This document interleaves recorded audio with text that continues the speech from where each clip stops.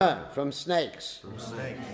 Chora, Chora. thieves. Thieves. Ogni, Agni. fire. Fire. Vyudbhyaha, Yudhyaha. enlightening. Lightning. Kshut, Shut. from hunger.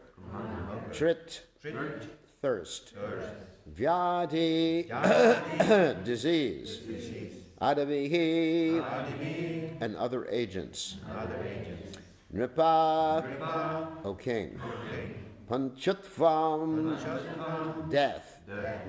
Richate, Chate. obtains. Obtains. Jantuhu, Jantu. the conditioned living entity. The conditioned living entity. Mukte, he enjoys. He enjoys. Arabda, Arabdhan. already created by his past work. Last word. Karma, Karma. the fruit of reaction. The fruit of reaction. Tat, Tat. that. That.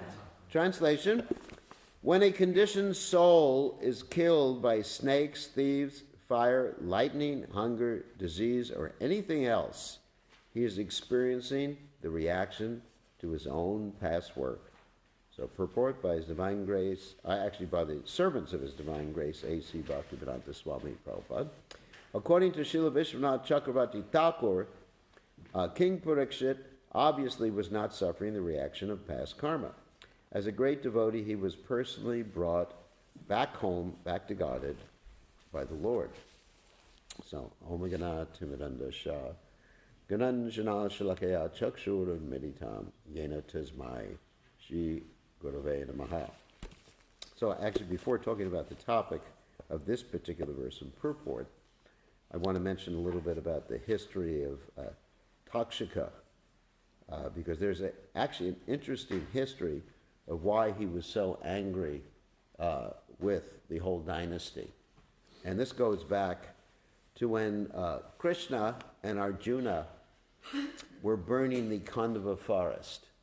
And this Khandava forest actually had to be burned for a variety of reasons. One reason is that Agni actually had indigestion.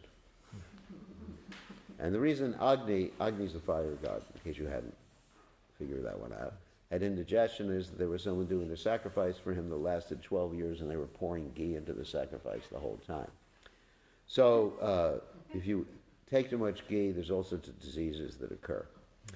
And in the Khandava forest has so many herbs. So we believe in herbal medicine in the Krishna consciousness movement. Also Ayurvedic, also allopathic. According to whatever works. Actually, that's the way Prabhupada was. Whatever worked, he would do. So Agni needed these herbs, and I guess he had to burn the herbs in order to digest them, because that's the way Agni eats. He's the fire.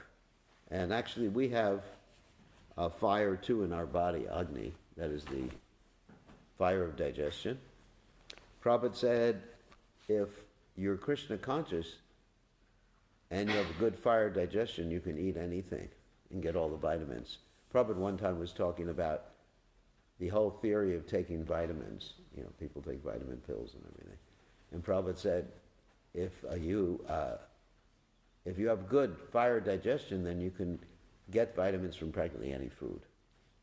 So apart from that, Agni wanted to digest all the herbs in this particular forest. And this forest was protected by Indra. Indra was Takshika's friend. As we see in this particular story too, when Maharaj Janamejaya, he wanted to kill Takshika along with all the other serpents, and Takshika was being protected by Indra. So so Arjuna and Krishna, they set fire to the Khandava forest. And it's described, they wouldn't let any of the living entities escape. Actually, one of the living entities took shelter of them. That was Mayadanava, who was also in the Khandava forest. Mayadanava took shelter, and Mayadanava later on built the palace in Indraprasth. And that was the palace where water appeared like land, and land appeared like water, and Duryodhana made a big mistake, and he fell into the water, and Draupadi was laughing at Duryodhana. So that's a story in the Mahabharata. So they were burning this forest, the Kandava forest. Takshaka was not in the forest, but his wife and children were in the forest.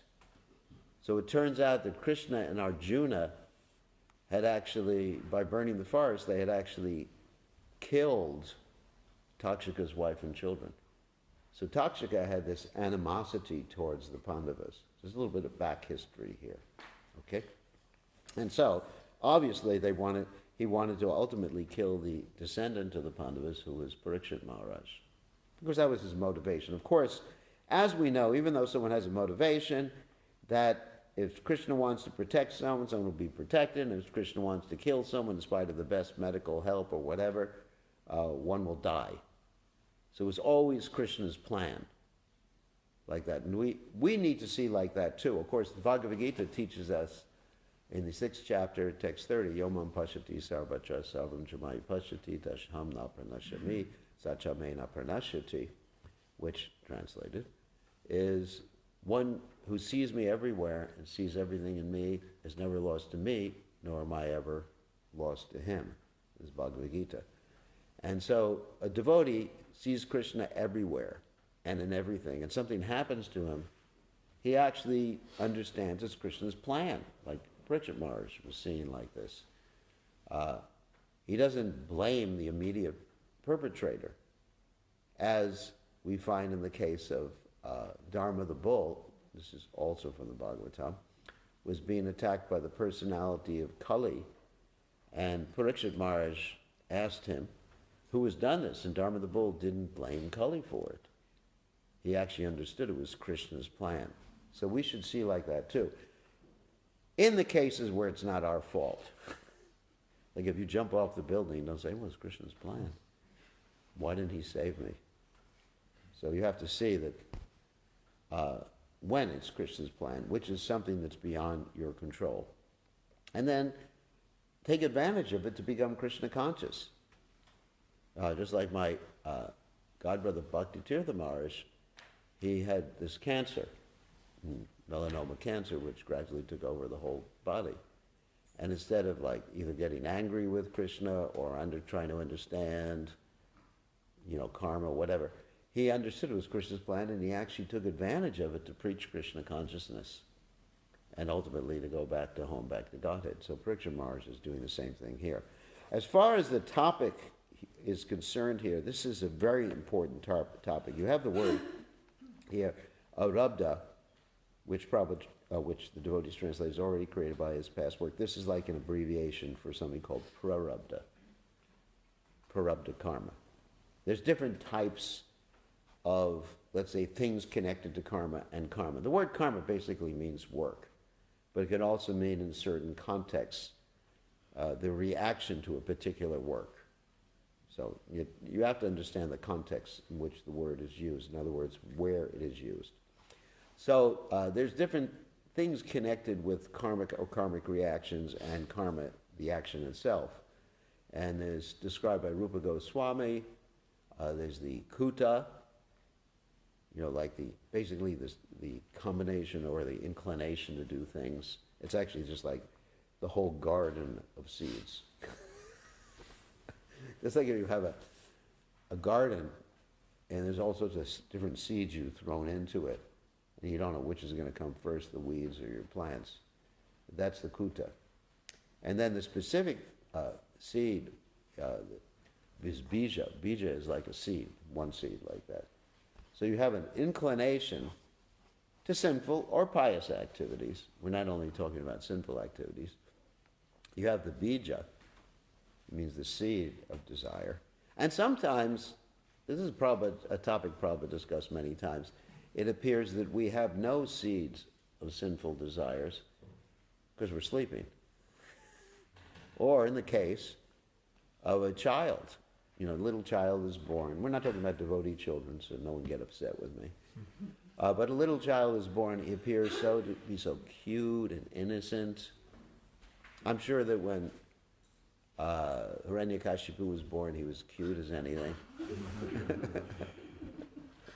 Isn't it? Children are naturally adorable. Actually, practically in many species of life, the babies are much more adorable than the adults. right? I mean, like you go to Vrindavan or Govardhan, you see these little monkeys. They're so cute. And the older ones are not cute at all. Human beings are like that too. I mean, nobody's put me on his lap recently and pinched my cheek. Actually, except on one boat that I was taking in, where was that? Oh yeah, from Helsinki to Stockholm a number of years ago. There was a drunk man, he did that with me. But apart from that, it doesn't usually happen. So, anyway, so children appear so innocent, an innocent child, but you really don't understand what the bijas, the kutta and the bijas, that's there in his heart, ready to fructify as soon as you add a little water. Not water precisely, but that's analogous. As soon as you add a little age to him, he grows up, and then all of a sudden, wow, what happened to cute little Das? He was chanting so nicely when he was young, and now he's just like at the bars. So it's like that story in the Krishna book of when Palambasura took the form of a cowherd boy, and he had this competition with Krishna and Balaram, and basically his team lost the competition, which is Krishna's. He was on Krishna's team, and he lost the competition, and he had to carry Balaram away. You know the story in the Krishna book?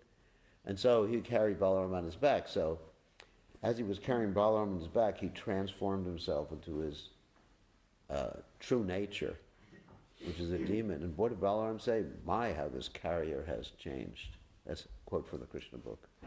And so when children grow up, my, how he has changed. So I'm not saying all children are like that. I mean, some children grow up and they're pure devotees or whatever. And actually, it's also important, okay, this is another important topic as far as children are concerned, nature and nurture. Someone may have those different seeds, sinful seeds in the heart, the bijas. But then if they're given the proper association, those seeds can be fried before they fructify. Because Prabhupada comments that, talking about seeds, he was making reference to the seeds, the garbanzo beans or chickpeas, they were in the pyramids in Egypt, that they would uncover these pyramids and take out these garbanzo beans, and chickpeas, they're called, we call them, and they would add water and they would sprout. Amazing. After thousands of years they would sprout, although they appeared to be dead. So, but Prabhupada said the way to keep them from sprouting is you fry them. If you fry something in oil or whatever, boil it even, you kill the living entity that's in the seed. There's actually a little soul in the seed. And you kill it by, that's why even vegetarians, they get killed. When we cook something, you're killing so many living entities. But because we offer to Krishna, we're freed from the karma.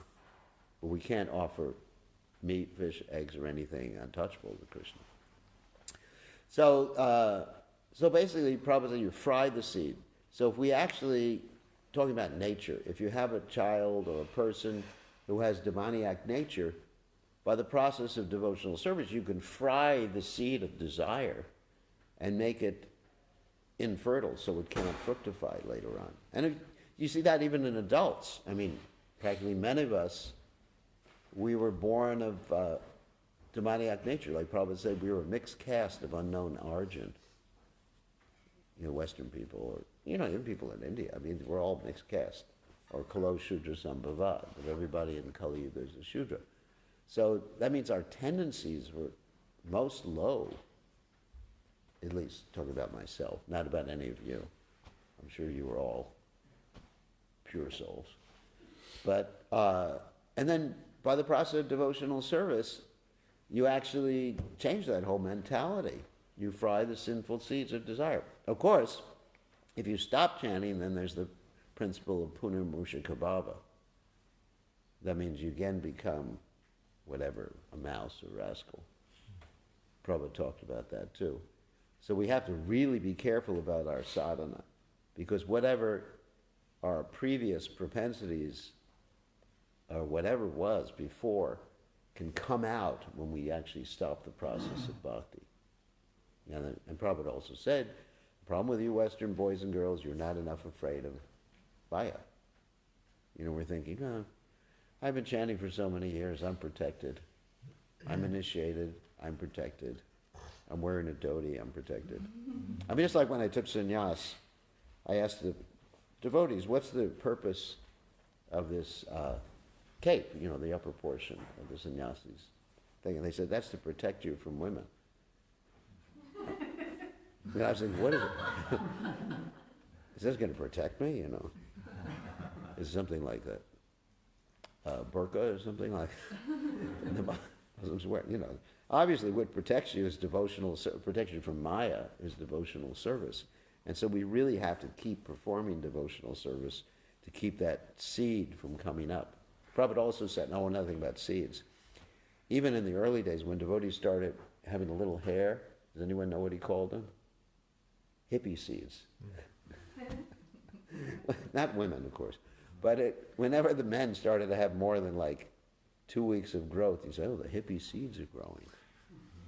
So Prabhupada referred to seeds in that particular case too, bija, in that particular case. And of course we also have the bhakti lata bij.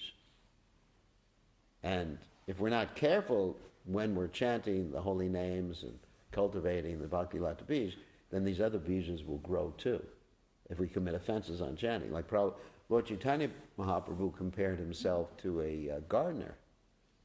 And he says, a gardener has to be very careful of the weeds that sometimes appear to be the same. If you're not an expert gardener, isn't it? The weeds sometimes appear to be a plant. I was walking in our garden the other day and a devotee was asking me, wow, what's this nice plant that's growing around our fig trees? And I said, it's a weed. He said, oh, I thought it was nice before. And it was choking off the fig trees. And I said, pull it out, get rid of it. Die, bunch of died. So anyway, so Bhakti Lata Bij, and then Karma Bij, isn't it? Jnana Bij. That's another, you know, actually you have all these different seeds that you have to be careful of. Like of course the Bhakti Lata Bij is the seed of the creeper of devotion. And then also you have the seed that can develop a Karma Bij when you're chanting too. Karma Bij means fruit of activity or wanting something within this material world, or even Jnana Bij. You know, one becomes very educated, you know, goes to the university, gets a PhD, and Maya Aprita Jnana. His knowledge becomes covered by illusion. You know, he considers himself so intelligent. Oh, those devotees, they don't know anything. I'm a Sanskrit scholar. Actually, many Sanskrit scholars have spiritually died in our movement because they think themselves sometimes more intelligent than Prabhupada. They think, oh, Prabhupada didn't translate it properly, and they criticize Prabhupada, and that's it. So you have to be careful, the Karma Bij, the Jnana Bij, you know, because you can desire so many different things. In the name of devotional service, you can desire things that will lead to your profit, adoration, distinction. You say, you know, I'm an advanced devotee, I should get a fancy car. Yeah, I'm a guru, I should get a Tesla. Or a Maserati, or at least a Mercedes. You know, so that, you know, all these, I'm not criticizing people who have Mercedes. Maybe Maseratis I will. But, so all these desires can arise. And actually even Vishwanath Chakravarti Thakur, he talks about how one of the sources of anarthas in devotional service are the byproducts of bhakti. You know, the other sources are sinful activities, pious activities, and of course offenses against the holy name, offenses against Vaishnavas, offenses. And the last source he gives is bhakti itself.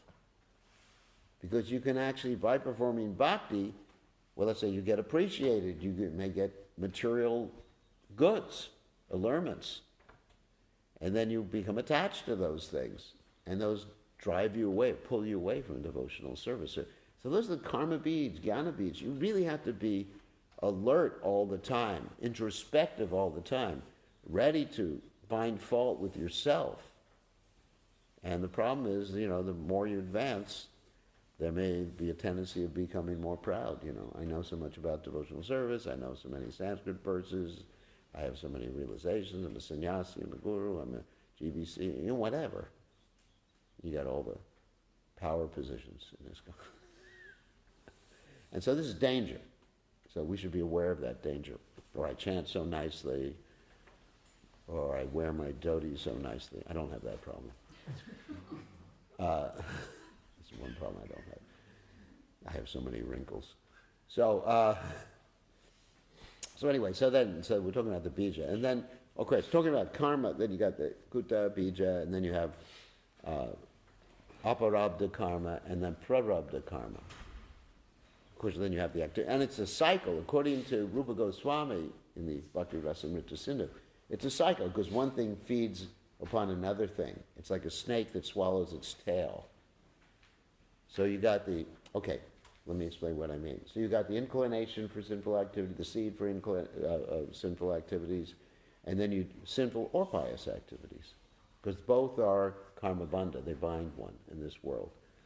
And then, as a result, you perform that activity, and then you get aparabdha karma, which means it's not quite there, just now coming, as they say in India. You look at your horoscope, what's coming for me?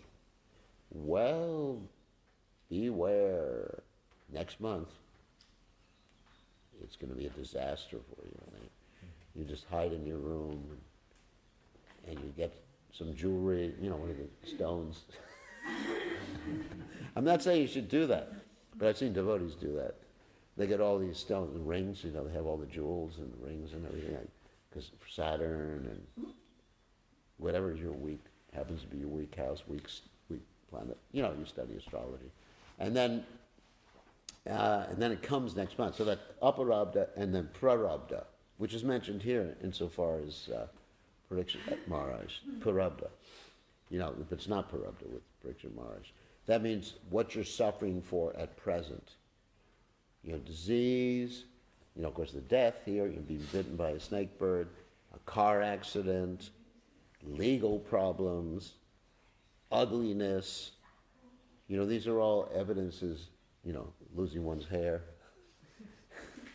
I think a lot of us have that prarabdha karma there. Not actually prarabdha karma, but anyway. So these things are all evidence of past activities that you did, and you're getting reaction for them. So, of course, on the other hand, we find Bhaktivinoda Thakur states in the Harinam Chintamani that one should not criticize a devotee for present things that appear to be, reactions for past activities. So, that he says, he cautions. One doesn't criticize a devotee for past things they did, or some accidental deviation, or for even, let's say if someone's suffering from disease. People do that sometimes. I've seen immature devotees do that. They criticize a devotee. Because for a devotee, getting back to the point I wanted to make, a devotee doesn't have prarabdha karma.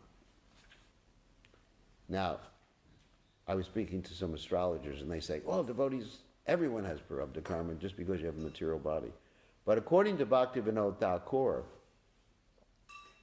then even namabhas chanting, this is in the Harinam Chintamani, even namabhas means like accidental, joking type chanting, making fun, those Hare Krishnas.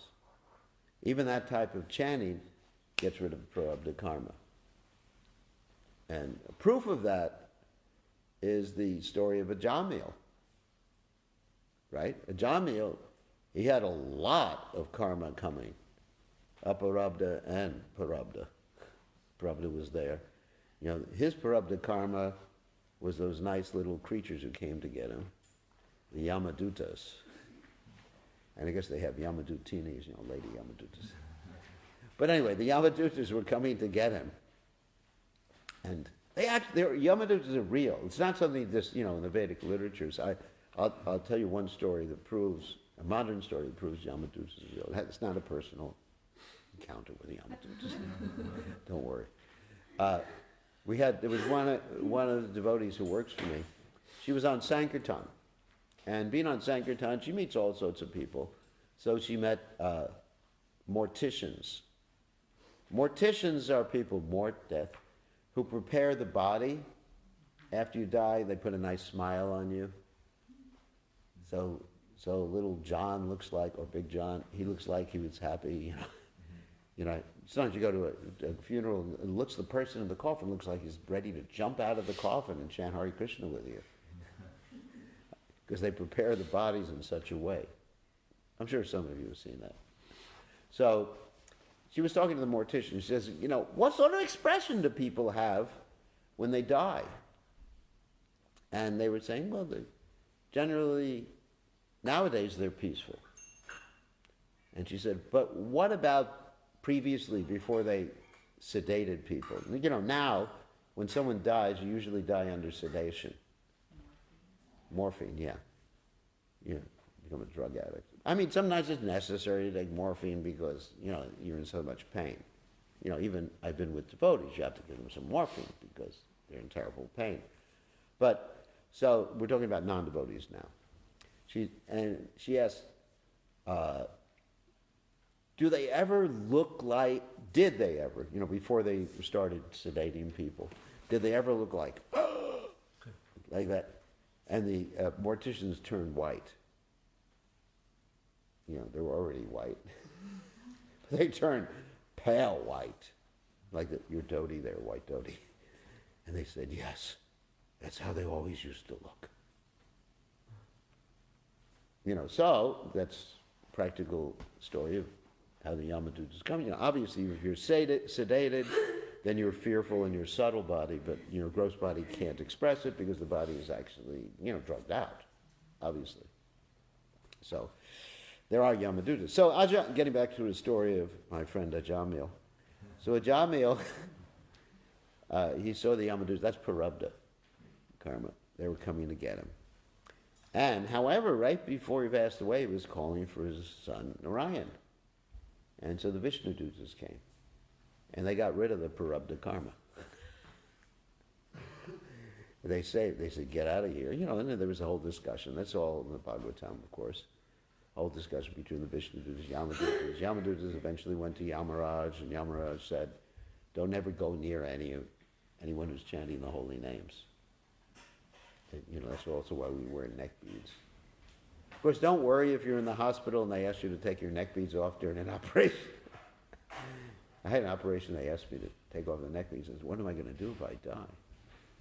I understood Krishna will protect me. So, because you have to take off neck beads if you have an operation, and your Brahmin thread too. So, in any case, that proves that Parabdha karma is actually gone completely. So devotee is not under karma. So then you contrast with this, if you're not a pure devotee, with what Prabhupada talked about, token reaction. You know, sometimes Prabhupada would say, you're having a token reaction. You were supposed to die, instead you got a token reaction means you get a small punishment. You know, like a slap, instead of a shot in the head. Just a little slap. So it's a token reaction. You were supposed to have something very serious. Prabhupada was in a car accident one time in Mauritius, and he used that example. He said, you know, we were supposed to pass away, but, you know, we got this reaction, token reaction from Krishna. Prabhupada actually was interesting that Prabhupada put his cane down right before the accident, which prevented him from having really serious injuries. The car was completely demolished. So this is in the hills in Mauritius, which is one of the islands outside of India, where a lot of people from India live. So how do you contrast my statement and Bhakti Vinod Bhakti Vinod Thakur's statement about Parabdha karma being completely annihilated? Also, there's a statement in the Bhagavatam 3:33-6, I believe, about how one is chanting the holy names and, you know, all these things get diminished or destroyed. So, and then the statement about token reaction. Well, you can justify that on both things which appear to be contradictory by understanding the token reaction for a devotee is administered by Krishna to remind one of one's previous activities. In other words, Krishna directly gives you a remnant. And Prabhupada also described token reactions as like a fan. You know, when you unplug a fan, the fan has some momentum. It keeps spinning. And so it's still spinning. So, but it's going to slow down and stop. So token reactions are something like that. They're just like some momentum, it's one description, or another thing is, but it's directly applied by Krishna because the statement is that once someone says to Krishna, from this day forward, I'm yours, then Krishna takes charge of that person. That's really important to understand. Krishna personally takes charge. And he may give them a token reaction, which we in Krishna consciousness call purification. Of course, we do use that word purification improperly in many cases. You know, if we overeat, we get stomachache, I'm getting purified. Or if the temple president yells at us, I'm getting purified. You know, everything, I remember in the early days, everything was purification. I am purifying you by yelling at you. You know, the old days weren't kinder and gentler. It was really tough. It was like joining the army, or the Marines, basically, and getting yelled at all the time, purified, like that and that. Anyway. So basically, that's our understanding here. So obviously, King Parikshit was not suffering from the reactions of his past karma. It was all Krishna's arrangement. And it was actually predicted when he was born. You know, if you read the Mahabharata, it describes that when he was born, there was a horoscope, and the horoscope predicted that he would be killed by the snake bite, by Takshika. So there's a whole history behind this. And anyway, and he accepted that this is Krishna's mercy and took it as an opportunity to go back to home, back to God. And Prabhupada also said that when death comes, we should not complain and say to Krishna, I just want to live a little longer, I want to accomplish more. You know, please keep me alive artificially. You know, when it's ready to go. And that's not euthanasia. Anyway, this is another important point.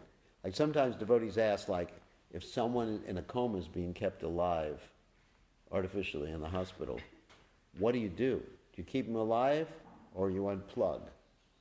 You unplug the artificial support. The point is if they're brain dead and whatever, then you just unplug. Let them die natural death. Prabhupada was not very favorable towards hospitals.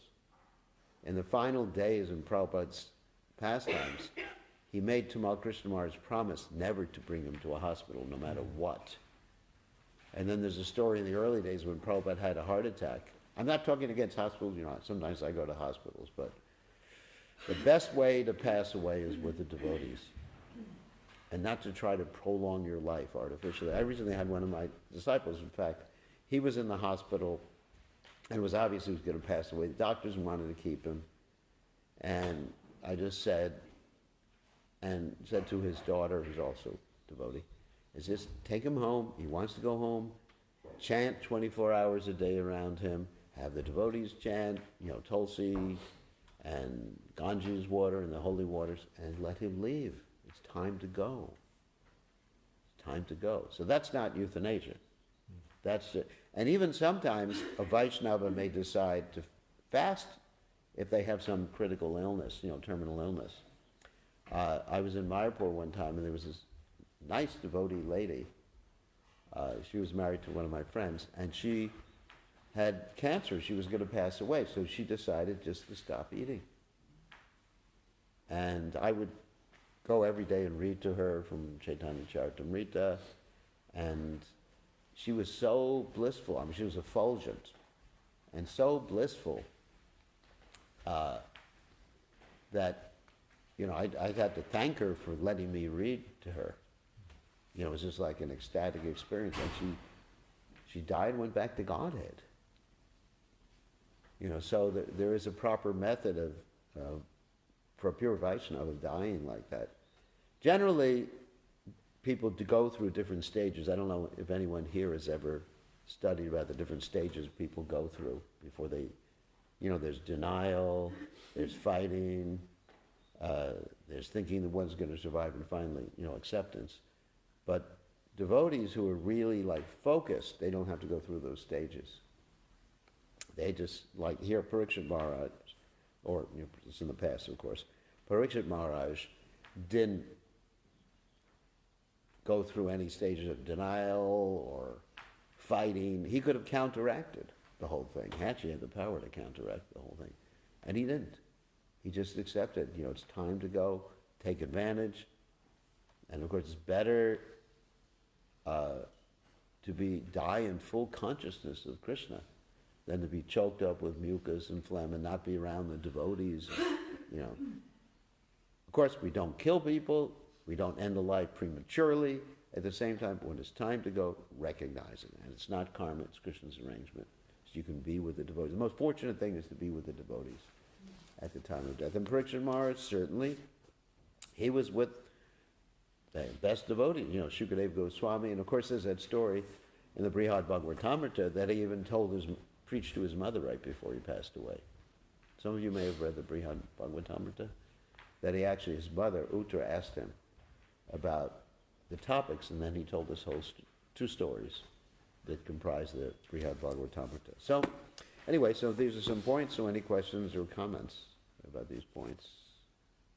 Touched upon a lot of different topics. It's time to go, it's time to go. Yeah. You mentioned vitamin pills. Yeah. Today they say that you need to take these B12 supplements. Yes, it's a good idea. Is it possible to avoid it? Or, well, it depends what you're eating, or it depends on your lifestyle. Let me be more specific about this. In a traditional lifestyle, because one of my interests is health and everything like that, so it's good you're asking a question. In a traditional lifestyle, you're coming in touch with the soil a lot. Like if you're a gardener, which is really nice. And when you come in touch with the soil, you actually get the B12 by gardening. Did you know that? It's happening. You have microbes, and also your immune system becomes better too. Nowadays people grow up, many people in the cities, they grow up in a hermetically sealed environment. That means they never come in touch with microbes, and that's one reason why people nowadays they have all these different allergies. Like when I was young, you never heard of people dying from peanuts. But now it's quite common, isn't it? They don't allow peanuts in the airplanes anymore. And then, there was stories I read that once a girl ate some peanuts and she kissed her boyfriend and he died because he was allergic to peanuts, And now even some of our temples, the temples that I've been charged of, I prohibit them from using peanuts because we got people coming to the Sunday feast and we'll be responsible if they die. And people do die from peanuts. So the reason, and when we were young, everybody ate peanut butter. You've heard of peanut butter before? It's practically the most common American dish, peanut butter and jelly. And anyway, so because people didn't work, they got outside, When we were young, of course, I didn't do too much gardening, but I was always outside playing different sports. Nowadays, the only sports people play are video games. The children, That's it. If they play soccer, it's it's virtual soccer. Or they watch it on the television or internet nowadays. And so they're not exposed to the same things to develop their immune system. And vitamin B12, you get that way too from the soil. It's naturally in the soil. So those of you who are doing farming don't need to take a supplement. However, if you're not doing farming, you'll probably have a deficiency. It's a main problem with many devotees. And because they don't have enough B12, I know it's not the subject of class, but you asked me about it. They don't have enough B12, they develop problems in the nervous system, in the brain and nervous system. So I do suggest, if you're not doing gardening or in the soil, that you do take some supplement. Because we're not living a natural life. Natural life, city life is not natural. Prabhupada said, city is made by man, country is made by God. He was quoting an English poet who stated that. Of course, God makes everything, but city life is not natural. So, does that answer your question? Yeah. Is it true that you can get it in the cow dung? I heard. Yeah, you get in the cow dung. I mean, this is a stupid question, but I mean, we take cow urine. It's a good question. Could it be possible we could also eat like tiny bits of cow dung and get the B12? Or? Yeah. Yeah, I mean, if you can digest it. I mean. There's no danger of getting other things that makes one sick From cow dung. Cow dung is pure. Cow dung is pure. Cow dung and cow urine is pure. You bathe the deities in Panchagavya, you know. It's pure. I wouldn't take horse manure. You may be in trouble. But cow dung, I mean, there are other ways of getting it. That's true. I mean, what I do is I take a nutritional yeast supplement that has B12 in it, microbial B12 in it. So, yes, it's an important point. Devotees need to take some way or other get B12. They need to also get enough sun so they get vitamin D. In the climate here during the winter, you'll have trouble getting enough vitamin D. And I don't know how you got me started on the health discussion. Like if you look at the UK, for example, the vitamin D deficiency diseases increase as the further north you go. There's been many studies about that. The further north you go, the more vitamin D deficiency. And of course, if you have darker skin, you're actually meant to live more along the equator or close to the equator. And if you have lighter skin, you're meant to live like in northern or far southern regions. I mean, Krishna's arranged all these things. Krishna's arranged everything perfectly, but we travel around the world, we migrate from different places. So you have people with darker skin living up here, and they're getting vitamin D deficiency. So, because they're not able to produce as much vitamin D from the same amount of sunlight as a person with lighter skin. These are all scientific facts that have been done. Your question? I just had a tiny comment on the cow dung, because when we bathe the deeds with cow dung, we take it directly. If it touches the ground, we don't use it. Yeah. So maybe don't use cow dung that touch the ground, because then it can be mixed with all the other, whatever it's Yeah. Yeah. Whatever's the best thing. I mean, you can just, I guess, stand behind a cow. I remember one time we wanted to do a deity bath and we needed some cow urine. So I was running through the fields and the cows kept running away from me. Because they saw me coming with this bucket and, waiting for them to pass urine behind them. And finally a cow benefited me with the urine. But it's kind of interesting trying to... Well, collecting the dung is easier than the urine when it comes out of the cow. But it's pure. Cow is pure. I mean, we love the cows. We should worship. I mean, Krishna worshipped the cows. We should worship the cows. They're our deity, one of our deities, yes. Gurudev, you travel a lot Yeah. and you go to different places with the devotees. Yeah. And so I would like to ask a question about Bhagavatam class. In what I've heard, there's, for example, in some place they maybe give Sundays, there's Chaitanya Charitamrita lecture Yeah. Instead of Bhagavatam, or in different places also. This was a long time ago when I was visiting your place. Yeah. There was a discussion that when this part that Prabhupada had written Yeah. became to the end, and then the Bhagavatam was continued by His disciples, yeah. So then it was decided that we stop there and start again from the first canto. Yeah. So there's like different styles Opinions. or different opinions about what is like a proper Bhagavatam class. Do you have a lot of more variation when you travel to different places? That's interesting. Some places they do start right away after they finish Prabhupada's particular, but my opinion is this is Prabhupada is proud. He used to listen to his disciples give class. You know, so Prabhupada would be upset. My opinion, personal opinion, and I'm not absolute. The Prabhupada would be upset if we didn't continue reading the Bhagavatam. I mean, these are his servants who are simply quoting from the past acharyas. You know, they're not making up some philosophy. They're doing the same thing Prabhupada did.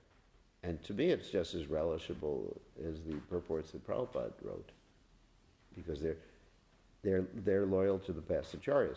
As far as the class on the Chaitanya Charitamrita one day a week, yeah, sometimes people do that. Sometimes they have a reading from the Chaitanya Charitamrita each day before they begin the Bhagavatam. That's another thing that people do. Sometimes they have one day a week where Prabhupada gives the Bhagavatam class. Yes, that's what we had in Helsinki. In Helsinki, yeah. Sometimes one day a week they'll play a tape or video of Prabhupada giving Bhagavatam. So I think there's variety that's allowed.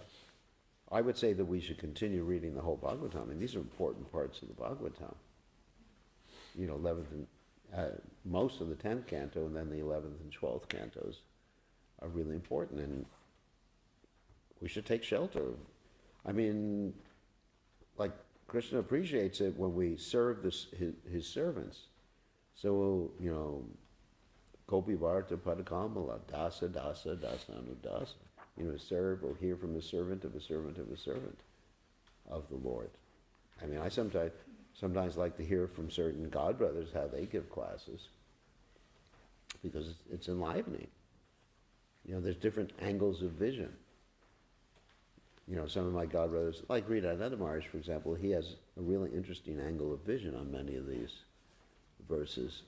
And it's just interesting. It gives me a well-rounded picture of the philosophy and the application of Krishna consciousness.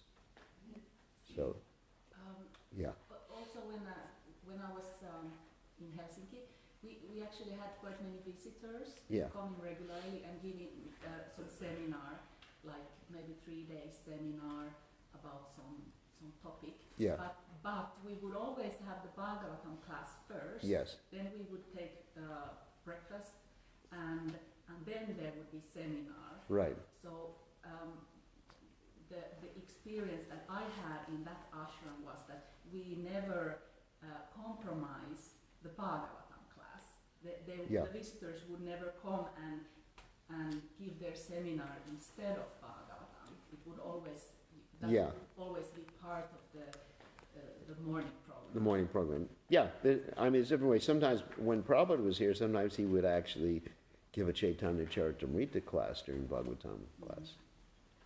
So, you know, it's a judgment call, I would say. But, you know, generally we should hear the Bhagavatam every morning.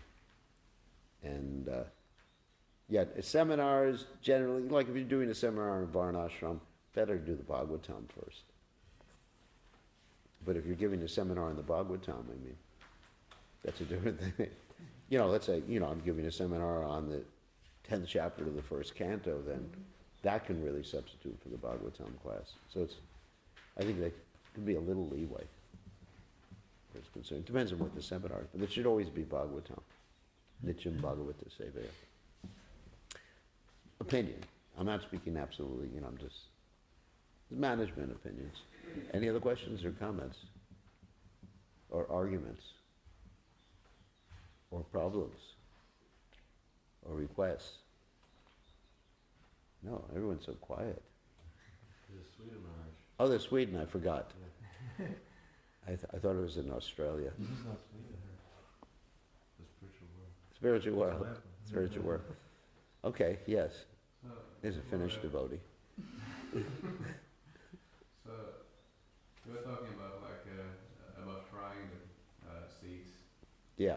by the process of devotional service, and when it's fried, what is it exactly that comes back to your stock? Because the seed is fried. So Yeah, the seed is fried, but because we're associated in this material world, especially in Kali Yuga, Manda Samanda Madhyo Manda Bhagya Padrata, I mean, we're actually being bombarded by all sorts of impressions.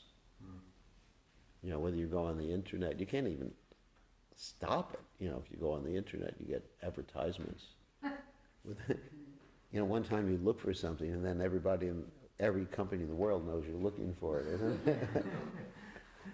or like Prabhupada talking about a Jamil. He said in Jamil's time there was maybe one Shudra embracing a Sudrani, but now everywhere you go it's like that. I mean, people are just like, there's no control of the senses. I mean, one time I was, I don't know if I told you, but I was in an airplane, and I have a bead bag that looks pink. I got asked for to go out on a date with a male steward because I had a pink bead bag. I told him I was busy. So, so I mean, it's Kali Yuga, out there, and practically everything you look at, outside of looking at the deities and the devotees, it's like it's going to create impressions in your mind, isn't it? That's why you really, like Prabhupada, when I was with Prabhupada, he would be chanting constantly the Hare Krishna Maha Mantra when he would go out in the world, even under his breath. I mean, I remember being with Prabhupada in a TV interview, and TV interviewer was asking him some question, and Prabhupada was, so my understanding and my realization is you keep this Hare Krishna mantra all the time going in your little brain. You keep you safe.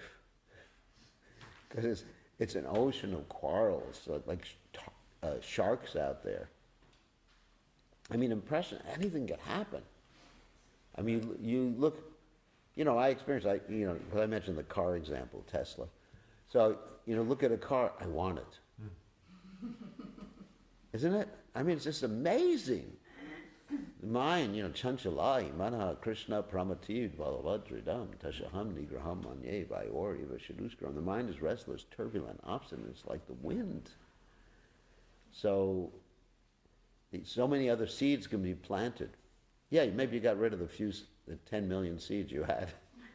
But then you look at something, Hare Krishna.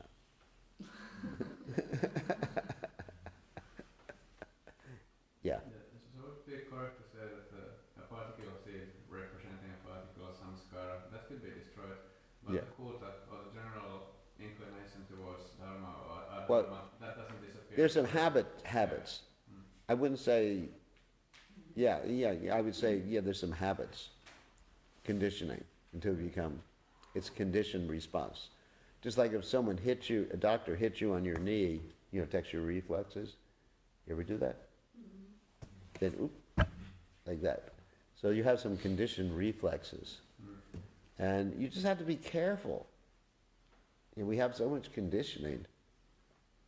Until we become pure devotees, we have some tendencies, we have some anarthas. They're not fully gone. Even up to the stage of bhava, your anarthas are not absolutely gone, according to Vishwanath Chakravarti Thakur. Because we have Bharat Maharaj, who was on the stage of bhava. He had no anarthas, but they weren't absolutely gone, so they could creep back in. And then he got that anartha of thinking himself the protector of the little baby deer. Because of that, became a little cute little deer, Krishna conscious deer. So I think it's a matter of being cautious. Like Prabhupada said, razor's edge. It's another example Prabhupada gave. Prabhupada was referring to straight razors, not safety razors. Nowadays we have these safety razors. You shave yourself. All right, maybe I dick myself. No. You just go like this, and get off all the whiskers. And maybe you cut yourself a little bit. But in the old days, they had this straight razor. You can't, if you did that, you'd be dead. I remember going to the barber shop when I was young. They had a straight razor, and I just, oh my God, you can cut my ear off if he slips. So that's like dealing in the material world. It's like dealing with a straight razor. It's very dangerous. I mean, so I've come to the conclusion all the time, Hare Krishna, Krishna Krishna, Hare Hare, Hare Rama, Rama Rama, Hare Hare. At least be thinking about that in your mind. Like when I go to sleep at night, I try to, in my mind, chant myself to sleep. I don't count sheep. Because if I do, You know, if I died at night, I'd become a sheep. I could count cows. That's not a bad thing. You know, can you imagine that? Count your money while you're sleeping or something like that. So instead, you know, I just, in my mind, Hare Krishna, and then you fall asleep. It's like Bhagavatam class, you fall asleep very easily. So you chant. But it's a nice way of taking rest at night.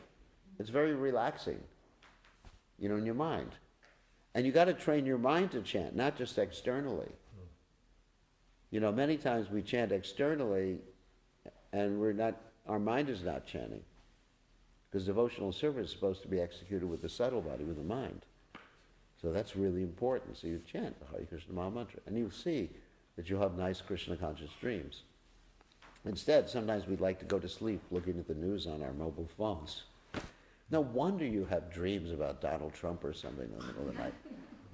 What a nightmare. I did that once. I mean, I've done that again, but anyway, I have to be honest.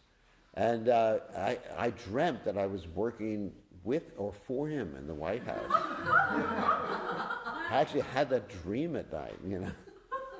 You know, what a horrible nightmare. So you gotta, you know, we gotta be really Krishna conscious. Gotta be attentive all day long, you know, and night long too. Hare Krishna, Hare Krishna. No, it's really nice, the Hare Krishna mantra. You just keep it in your mind. I saw Prabhupada did that. Prabhupada was like that. And he'd wake up in the morning, the first thing, of course Prabhupada didn't sleep, but we got up in the morning, first thing, Hare Krishna. Not, where am I? You know, people get up in the morning, oh.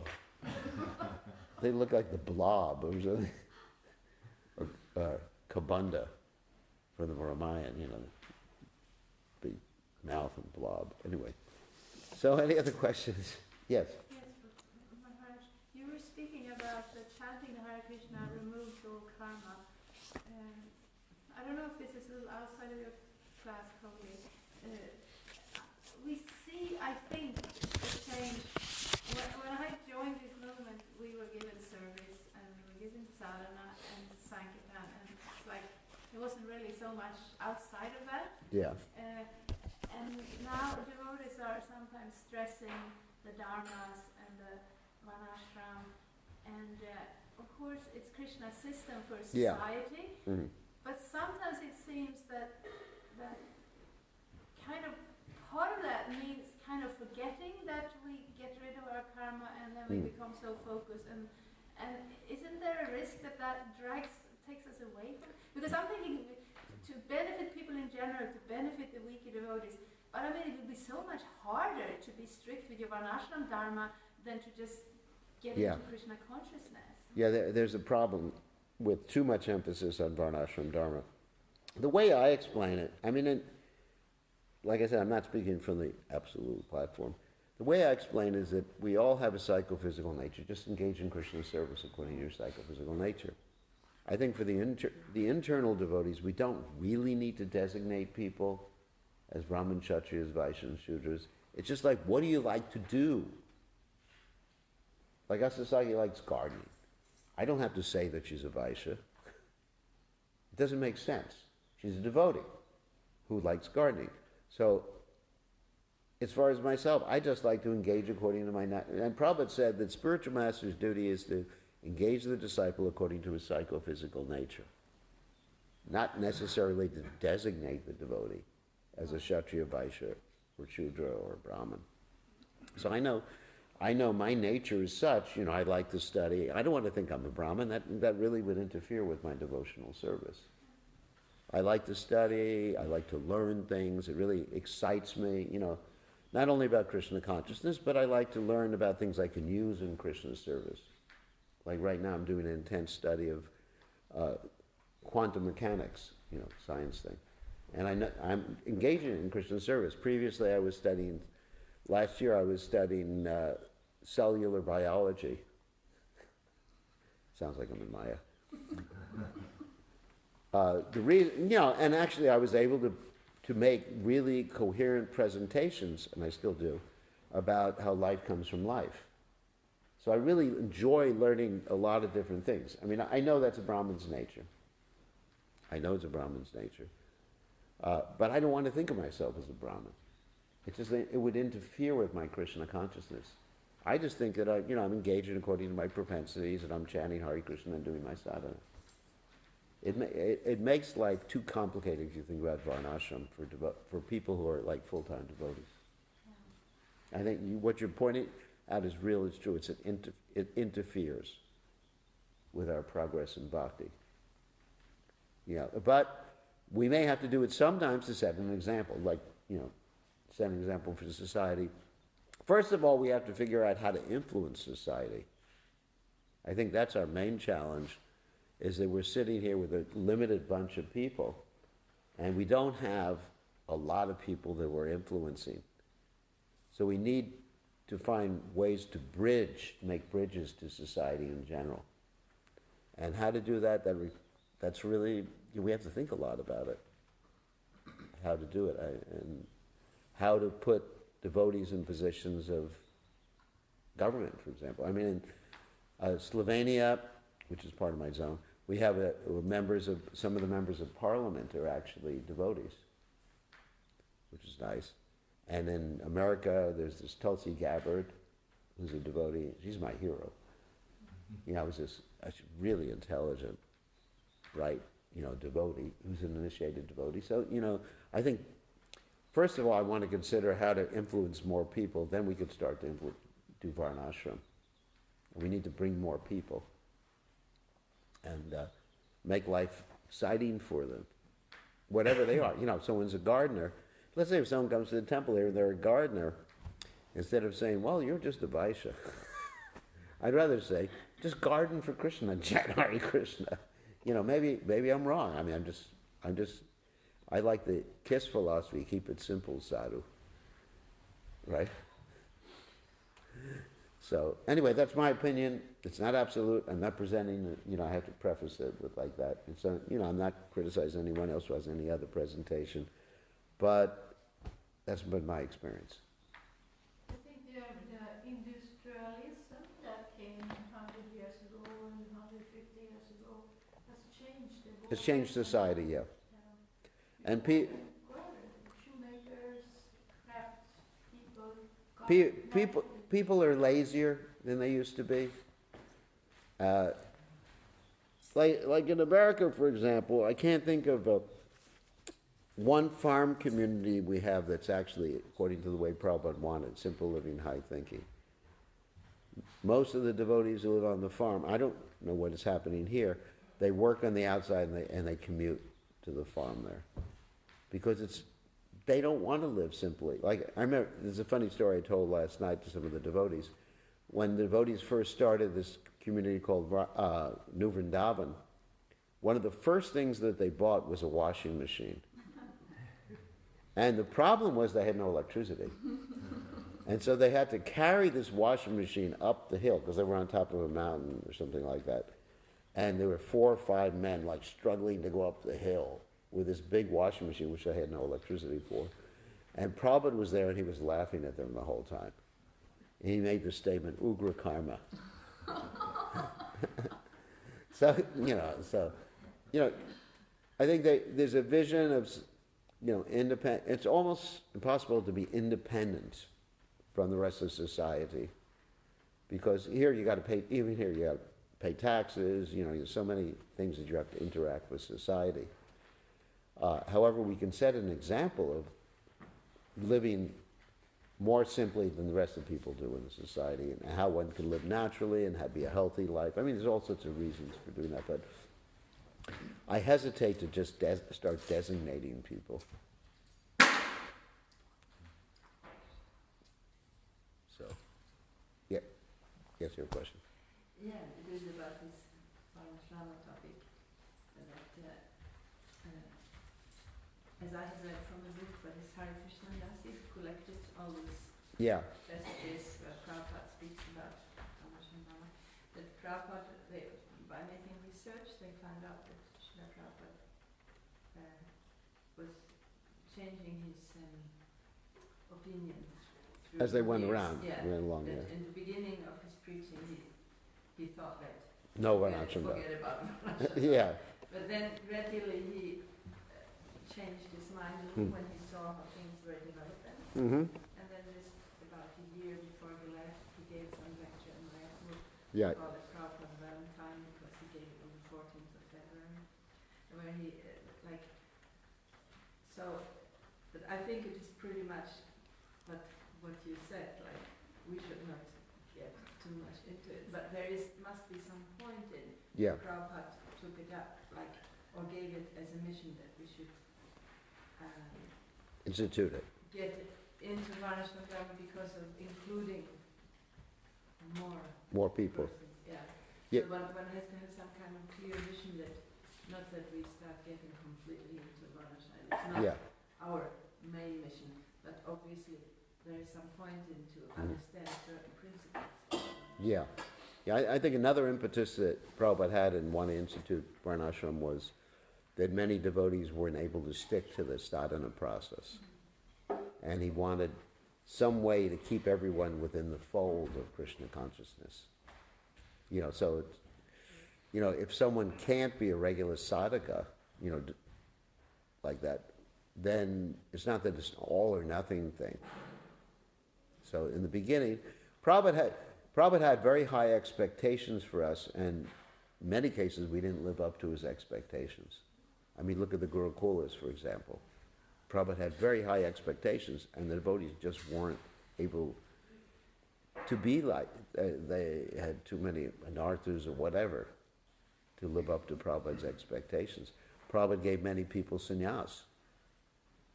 And you look at all the sannyasis that Prabhupada made, how many of them are still here in the movement today? Besides the ones who passed away, but I mean, very few. Prabhupada, in the beginning, arranged marriages, and those marriages broke up. You know, at a certain point, Prabhupada said, no more marriages. And when I was around, I remember Prabhupada saying, no more marriages in ISKCON, or he couldn't certify the marriages. So there was, you know, Prabhupada really expected that people would stick to their promises. Let's say that.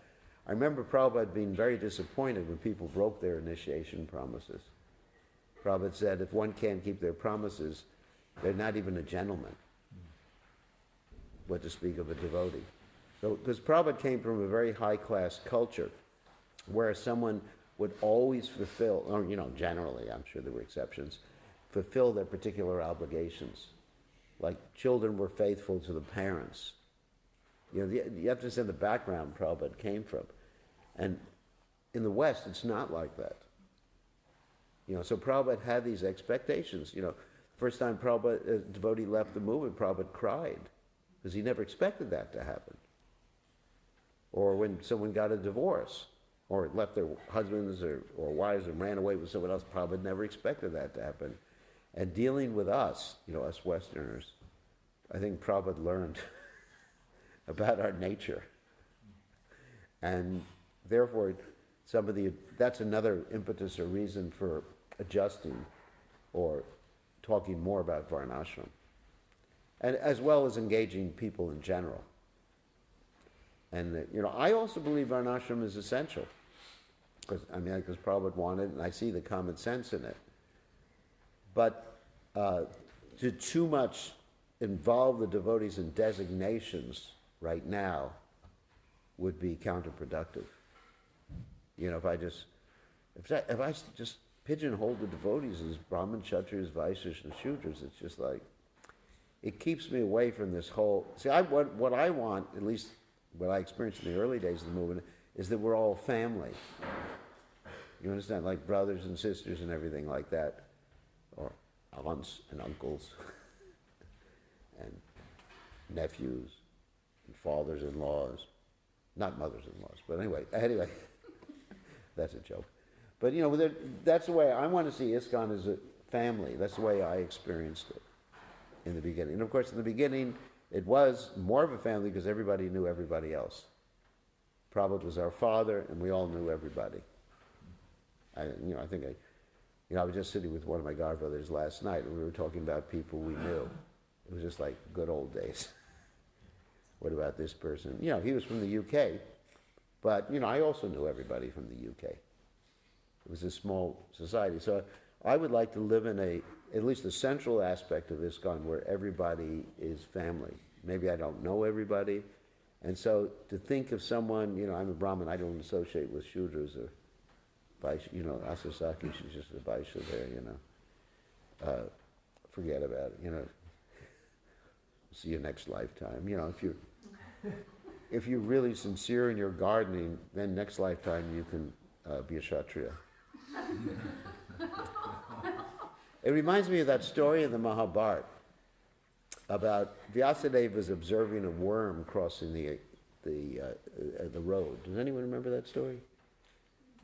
And then the worm was going fast, and Vyasadeva said, why are you going across the road so fast? And the worm replied, Wormavacha. The worm replied, because there's a cart coming, it's going to run me over and squish me. And so Vyasadeva said, don't you know, if you get squished by that worm, the next life you'll get a higher body. Next life, higher body. Soon you'll be a Shudra. Then you'll be a Vaishya, and I'll be your guru when you're a Vaishya. The next life after that, be a Kshatriya, and I'll be your guru. Next life you'll be a Brahmin, I'll be your guru. And then after that, back to Godhead. And the worm basically said, Hari Bol. And stayed in, I'm paraphrasing the whole story, stayed in the road, allowed himself to be squished, and that's exactly what happened. So if you have that particular conception of Varnashram, it's really depressing. You know, or like, you know, in many times in the early days of the movement, the women were told the best you can do in this Krishna consciousness is remain faithful to your husband so you can become a man in your next life. Did they say that? Yeah. Has anyone ever heard that before? You've heard that. Some group has heard that. You know, some of the oldies, sorry about that, old. Some of the old devotees have heard that, and it's just the best you can do. I mean, that's depressing. The best you can do, you know, is become a chaste lady so you can become a man in your next life. Or like the story, we told the story also last night, that the devotees went to the Radharaman temple and talked to one of the Goswamis. He said, be nice devotees, and the next life you can take birth in a Brahmin family and serve the deities. And when Prabhupada heard that, he said, you should go back and tell this Goswami, Kes Goswami, that in his next life, if he worships the deities nicely, he can take birth in the West and be a member of the Hare Krishna movement. So you get in too much into the Varnashram, it almost becomes a caste system. And that's a danger. So I see the essence of Varnashram. What is the essence of Varnashram? Is whatever your nature, engage in Krishna service. That's Varnashram. And understand, you know, you have certain duties, proclivities, propensities. Just do it. I don't think it's a big problem. Yeah. Yeah. Can I comment back a little bit? Because I've heard this before, that Prabhupada changed his mind. And I have a little bit of a problem with that statement, because I actually think Prabhupada came here, he represented Krishna, he represented Lord Chaitanya, Yeah. and at different times he would bring up different things. Yes. It's a little bit like the theory of evolution, that one species become another. Well, they were all there in the concept of Yeah. karma, and they become manifest when they are, and everything is still valid. It's not that we dropped the first canto because Prabhupada maybe translated it in India and he didn't know. Of course he knew. He put everything in the first canto. Sorry. No, I agree with that vision. I always think that I don't think it's exactly correct. It's like the scholars who thinks this book is older than the other books because we studied the language. Yeah, but we take it from the Parampara. Yeah. I don't know. I agree. And as a Brahmin, I can accept both points of view. Yeah. I mean, that's right. You know, I'm more like a scholar. So you can actually accept 2 points of view at the same time when you're a scholar, isn't it? Yeah. It's really interesting. Whereas, you know, anyway, I don't want to get into caste consciousness, whereas some people, one point of view is the only point of view and will kill you unless you agree with my point of view. So I accept that. I accept that. You know, Prabhupada certainly had a vision. Krishna was dictating to him like that. And he adjusted things according to time, place, and circumstance. Did manifest there.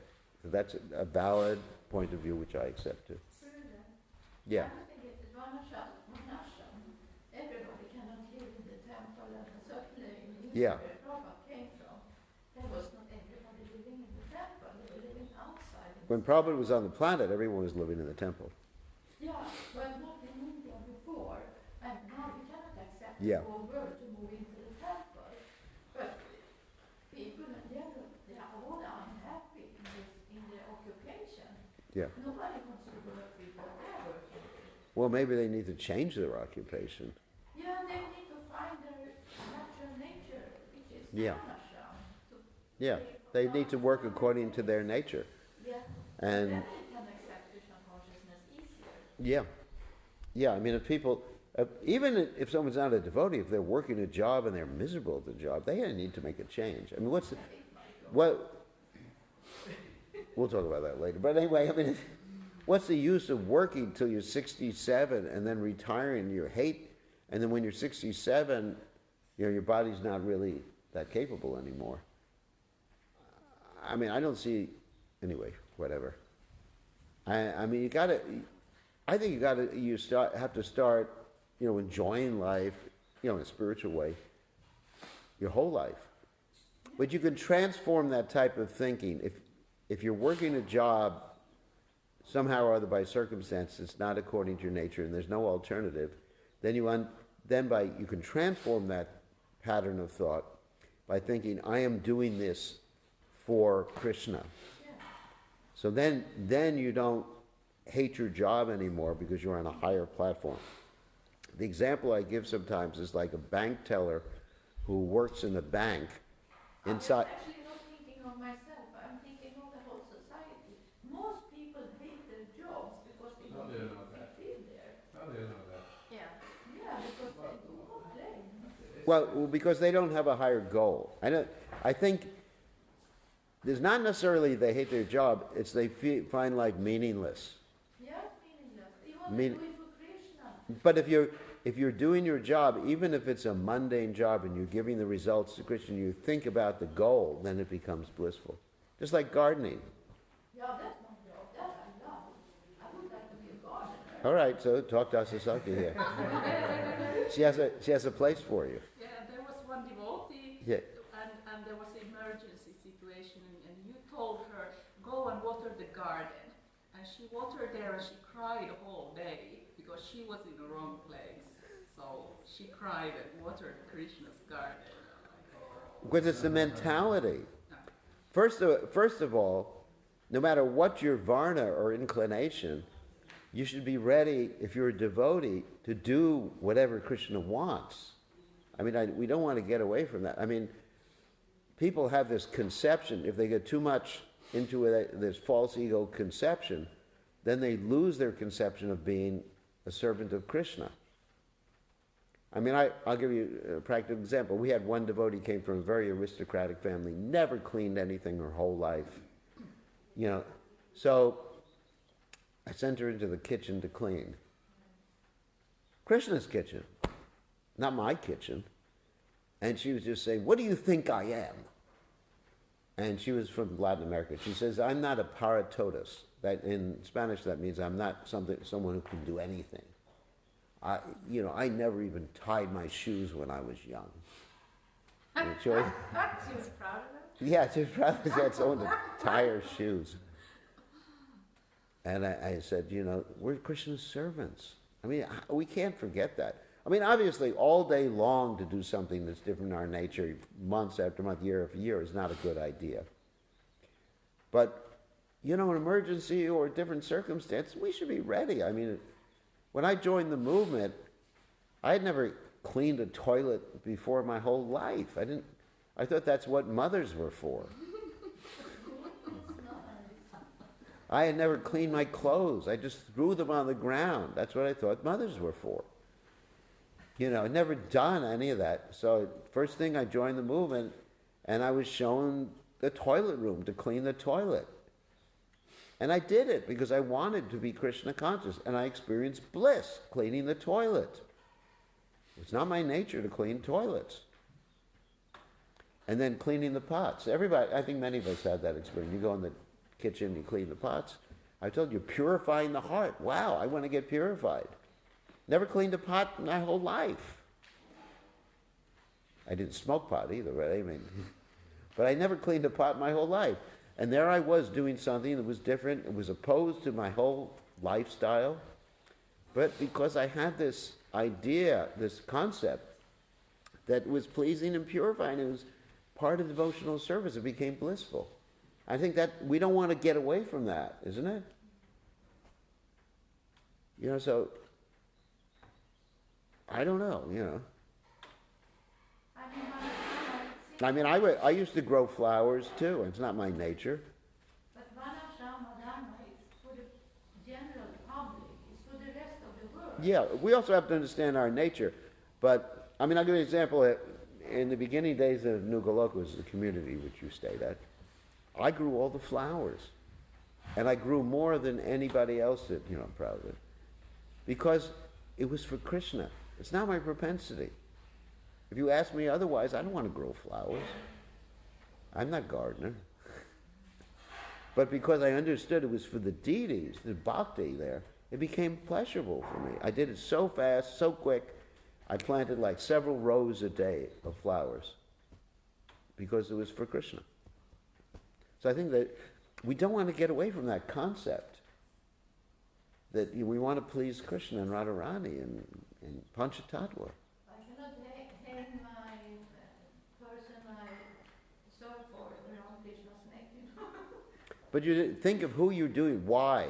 Think of why you're doing what you're doing. Not what you're doing, but think of why you're doing it. Of course, I'm doing it for necessary, I mean, it needs some money. So you can be Krishna conscious, so you can proceed in devotional service. And with your job, you have plenty of time, especially she has a night job, Yeah, my job, and she can chant all night long. I'm thinking of myself, I'm thinking for the rest of the world. I mean, Vana Shama has to be there so people can be connected to Krishna. So as long as people understand they're doing it for Krishna, it makes work that would previously be difficult pleasurable. But how you can get the truck driver to chant Hare Krishna then? You can drive truck for the rest of life. I hate to drive truck. I have plenty of devotees who are truck drivers, and they're happy. Yeah. I think we have to end now. It's time for, yeah, no, one more question. Different topic. Okay, different topic. But back to the class you mentioned about devotees fasting, terminal illness. Yeah. So what is your opinion when there is like, you know, when somebody leaves, they donate their organs, or devotees using the organs donated by somebody? Yeah, okay, that's a good question. I would say as far as donating your organs, donate them to a devotee. Because, I mean, if someone else uses your organs to do something that's sinful karmically, I wouldn't be for that. But as far as a devotee, using someone's organs to stay alive to serve Krishna, yeah.